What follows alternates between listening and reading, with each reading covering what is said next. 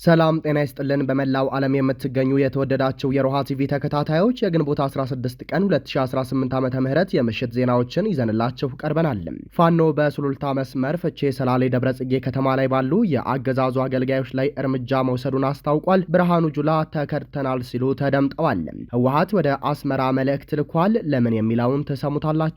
የአፍሪካ በሽታ መከላከል ኢቦላ ኢትዮጵያን ጨምሮ በ10 የአፍሪካ ሀገራት ይዛመታል የሚል ስጋት መኖሩን አስጠንቅቋል። ቅዳሜ ምሽት በዋይት ሃውስ ቤተመንግስት አቅራቢያ የደህንነት አባላት ላይ ተኩስ የከፈተ ግለሰብ መገደሉን ባለስልጣናት አስታወቁ።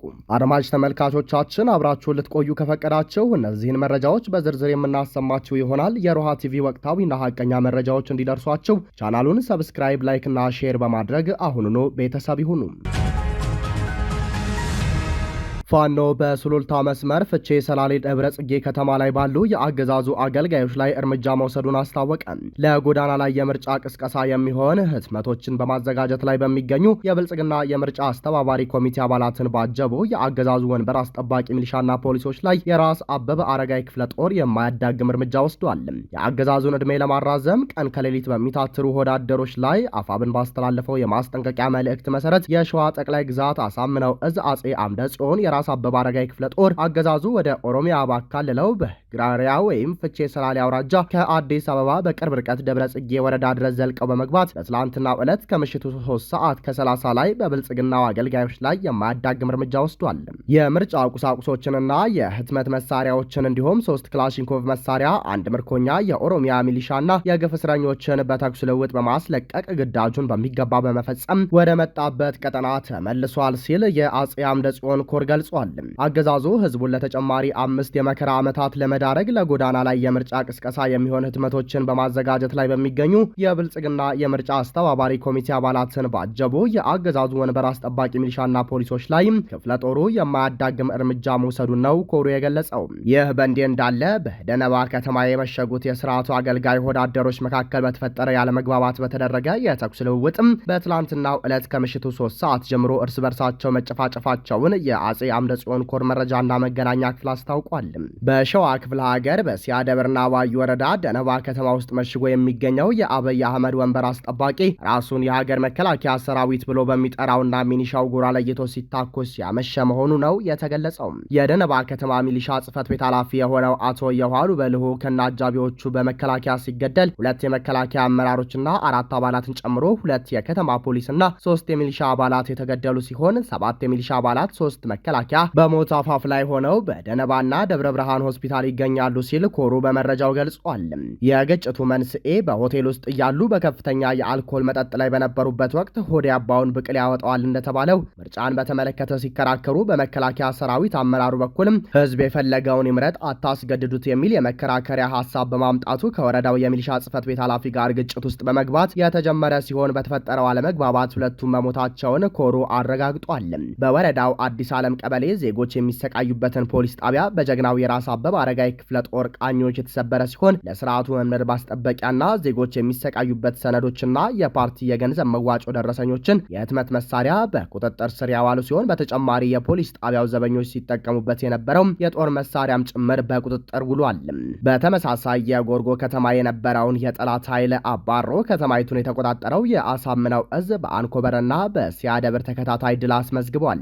በሸዋ ጠቅላይ ግዛት የአማራ ፋኖ ብሔራዊ ንቅናቄ አፋብን አሳምነው እዝ በአንኮበርና በሲያደብር ወረዳዎች ባካሄዳቸው ተከታታይ ኦፕሬሽኖች የአገዛዙን ኃይሎች ክፉኛ በመምታትም የጎርጎ ከተማ ነጻ ማውጣቱ ተገልጿል።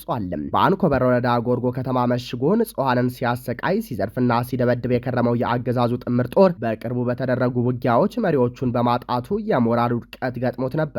ሰሞኑን በከተማዋ ህዝብን ለምርጫ ቅስቀሳ ለመሰብሰብ የሞከሩት የወራሪው ኃይል አባላት አፋብን አሳምነው እዝ መሐመድ ቢሆነኝ ኮር እቴጌ ጣይቱ ክፍለ ጦር 3ኛና 4ኛ ሻለቃዎች በጋራ በከፈቱት መብረቃዊ ጥቃት የከተማዋን መውጫና መግቢያ ተቆልፎባቸው ነበር።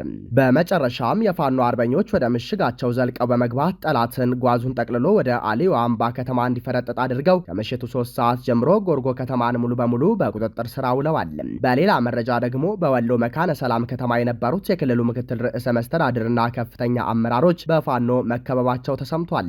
የአማራ ክልል ምክትል ርዕሰ መስተዳድር አቶ አብዱ ሁሴንን ጨምሮ የደቡብ ወሎ ዞን ከፍተኛ አመራሮች የምርጫ ቅስቀሳና ሌሎች እኩይ ተግባራትን ለመፈጸም በመካነ ሰላም ከተማ ተገኝተው ሳለ በአፋብን ወሎ ቤተ አምሃራ ሚኒሊክ እዝ 105ኛ ኮር 29ኛ ክፍለ ጦር ፋኖች ተከበው አድረዋል።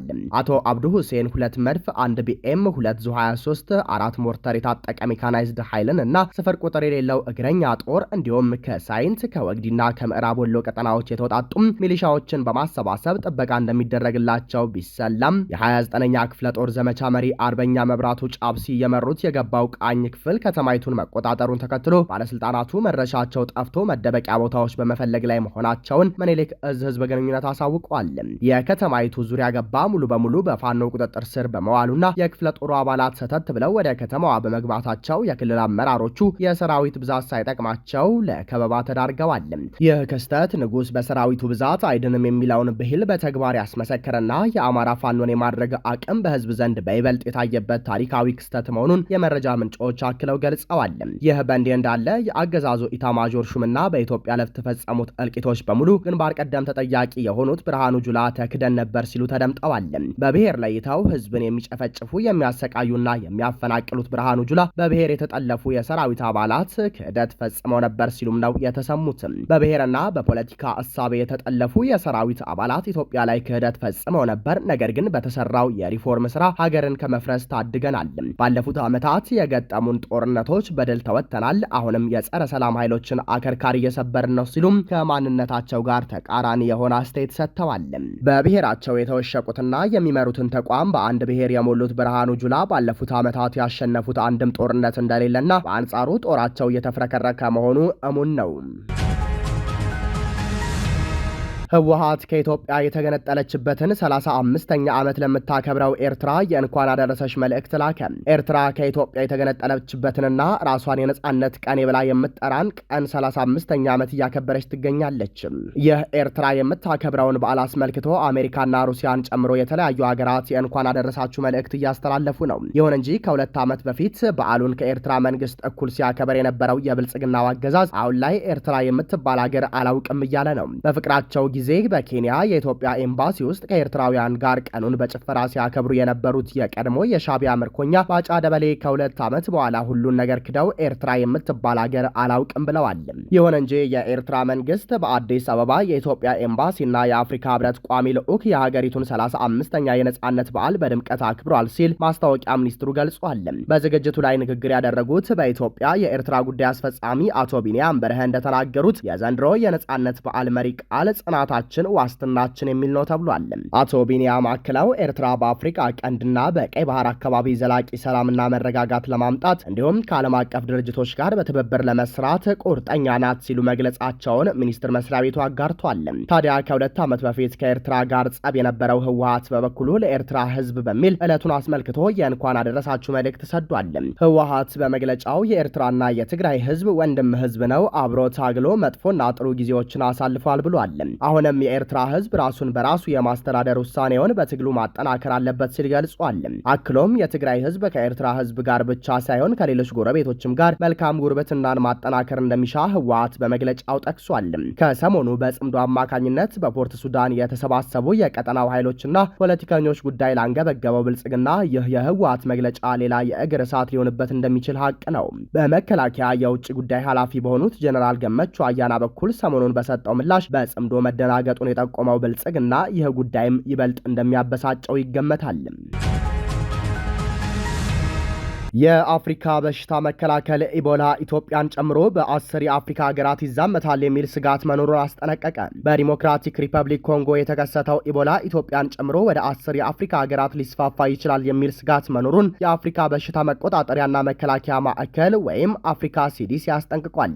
የአፍሪካ ሲዲሲ ኃላፊ ዣን ካሲያ ቅዳሜ ዕለት በሰጡት መግለጫ ስጋት ላይ የሆኑ 10 ሀገራት አሉን በማለት ኢትዮጵያ፣ ሩዋንዳ፣ ኬንያ፣ ታንዛኒያ፣ አንጎላ፣ ብሩንዲ፣ ማዕከላዊ አፍሪካ ሪፐብሊክ፣ ኮንጎ ሪፐብሊክ፣ ደቡብ ሱዳንና ዛምቢያ ቫይረሱ ይሰራጭባቸዋል ተብለው ከተሰጉት ሀገራት ውስጥ መሆናቸውን ዘርዝረዋል። ኃላፊው በመግለጫቸው አሁን የተከሰተው የኢቦላ ቫይረስ ስርጭት ከ10 ዓመታት በፊት በምዕራብ አፍሪካ ከታየው በጣም ግዙፍ ነው ብለዋል። ካሲያ በኢቦላ ወረርሽኝ ላይ በኦንላይን በሰጡት መግለጫ ወቅት ከኢትዮጵያ ውጭ የዘረዘሯቸው ሀገራት በአጠቃላይ በቫይረሱ የተያዙ ሰዎች የተገኘባቸው የዲሞክራቲክ ሪፐብሊክ ኮንጎ ወይንም ኡጋንዳ ጎረቤቶች ናቸው። የአፍሪካ ሲዲሲ ኃላፊ በካምፓላ ለጋዜጠኞች በሰጡት መግለጫ እስከ እስካሁን ድረስ 200 ያህል በቫይረሱ ተይዘው መሞታቸው የተጠረጠሩ መሆኑን ገልጸው በኮንጎ የተከሰተው የኢቦላ የቫይረሱ ስርጭት ሰፊ ነው ብለዋል። ቫይረሱ ከዲሞክራቲክ ሪፐብሊክ ኮንጎ ባሻገር እንዲሁም በቀጠናው ሀገራት ሊስፋፋ እንደሚችል አስጠንቅቀዋል። የዓለም የጤና ድርጅት በዲሞክራቲክ ሪፐብሊክ ኮንጎ ላይ የተከሰተው የኢቦላ ወረርሽኝ በማህበረሰብ ጤና ላይ የተፈጠረው ስጋት ደረጃ ከነበረበት ከፍተኛ ወደ እጅግ ከፍተኛ ከፍ ያደረገው አርብ ዕለት ነው። አፍሪካ ሲዲሲ እና የዓለም ጤና ድርጅት የቫይረሱን ስርጭት ለመግታት የሚደረገውን ዘመቻ ለማገዝ ከ314 ሚሊዮን ዶላር በላይ ገንዘብ እንደሚያስፈልግ አስታውቀዋል። አብዛኛው ገንዘብ በኮንጎና ኡጋንዳ ለሚሰጠው ሕክምና ቅኝትና መከላከል የሚውል ሲሆን 54 ሚሊዮን ዶላሩ ስጋት ላለባቸው ሀገራት እንደሚከፋፈል ተገልጿል። የሚገኘው ገንዘብ ሀገራት ብሔራዊ በሽታውን የመከላከልና የመቆጣጠር ስርዓት እንዲዘረጉም፣ በቀጠናው ያሉ ሀገራት ድንበር ተሻጋሪ ትብብርን እንዲያጠናክሩ፣ በቡንዲ ብግዩ ዙሪያ ክትባት ላይ የሚደረገውን ምርምር ለማፋጠን ተጨማሪ ባለሙያዎችን ለማሰማራት፣ በሽታው ከሰው ወደ ሰው የመተላለፍ መጠኑ ሳይጨምርም የአደጋ ዝግጅት በበቂ ለማድረግ ይውላል ተብሏል። በዲሞክራቲክ ሪፐብሊክ ኮንጎ ኢቱሪ ግዛት ግንቦት 7 ቀን 2018 ዓ.ም ኢቦላ መከሰቱ ከታወቀ ወዲህ ቁጥሩ በከፍተኛ ፍጥነት እየጨመረ ነው። በሽታው በሰሜናዊውና ደቡባዊው ኪቪ አካባቢዎች ተስፋፍቷል። እስካሁን ድረስ 750 በቫይረሱ እንደተያዙ የተጠረጠሩ ሰዎች የተገኙ ሲሆንም 177 ደግሞ በዚሁ በሽታ እንደሞቱ እንደሚገመት የዓለም ጤና ድርጅት ይፋ አድርጓል። ቅዳሜ ምሽት በዋይት ሀውስ ቤተ መንግስት አቅራቢያ የደህንነት አባላት ላይ ተኩስ የከፈተ ግለሰብ መገደሉን ባለስልጣናት አስታወቁ። በአሜሪካ የቢቢሲ የሚዲያ አጋር የሆነው ሲቢኤስ ተጠርጣሪው የ21 ዓመት ወጣት መሆኑንና ናስር ቤስት እንደሚባል ገልጾ የአእምሮ ጤና ችግር እንዳለበት እንዲሁም በደህንነት አባላት የሚታወቅ መሆኑን ዘግቧል። ዶናልድ ትራምፕ በትሩዝ ሶሻል ገጻቸው ላይ የደህንነት አባላት ፈጣንና ሙያዊ እርምጃ በመውሰዳቸው አመስግነዋል። አክለውም ተጠርጣሪው ከዚህ ቀደም የአመፅ ታሪክ እንደነበረውና ምናልባት ወሳኝ በሆኑ ብሔራዊ ትምህርቶች ፍቅር ወድቆ ይሆናል ብለዋል። ተጠርጣሪው ተኩስ የከፈተው በጋዜጠኞች የእራት ግብዣ ላይ ተኩስ ከተከፈተ ከአንድ ወር በኋላ ነው። ቅዳሜ ዕለት የነበረው ተኩስ ላይ ምርመራ እየተደረገ መሆኑ የተገለጸ ሲሆን በዋይት ሀውስ አቅራቢያ የሚገኙ መንገዶች ዝግ ተደርገዋል። ግለሰቡ ቅዳሜ ምሽት 12 ሰዓት ላይ በዋይት ሀውስ 17ኛ ጎዳናና ፔንሲልቫኒያ መንገድ ጠመንጃውን ከቦርሳው በማውጣት ተኩስ ጀመረ ሲሉ ባለስልጣናት ተናግረዋል። የደህንነት አባላት ወዲያውኑ ተኩስ በመክፈት ምላሽ የሰጡ ሲሆን ግለሰቡ ከተመታ በኋላ ወደ ሆስፒታል ቢወሰድም መሞቱ ተረጋግጧል። በተኩስ ልውውጡ መንገደኛ የተጎዳ ሲሆን ስለ ሁኔታው የደህንነት መስሪያ ቤቱ ዝርዝር መረጃ አልሰጠም። በጥቃቱ የተጎዳ የፖሊስ ባልደረባ እንደሌለ ግን አስታውቋል። ተጠርጣሪው ግለሰቡ ተኩስ በከፈተበት ወቅት ትራምፕ በዋይት ሀውስ የነበሩ ሲሆን የደህንነት መስሪያ ቤቱ ምንም የተጎዳ አባል ወይንም የተስተጓጎለ ስራ የለም ብሏል።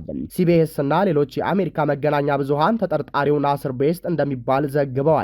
ግለሰቡ በደህንነት መስሪያ ቤቱ እንዲሁም በፖሊስ አባላት የሚታወቅ መሆኑም ሲቢኤስ የህግ አስከባሪ አካላትን ጠቅሶ ዘግቧል።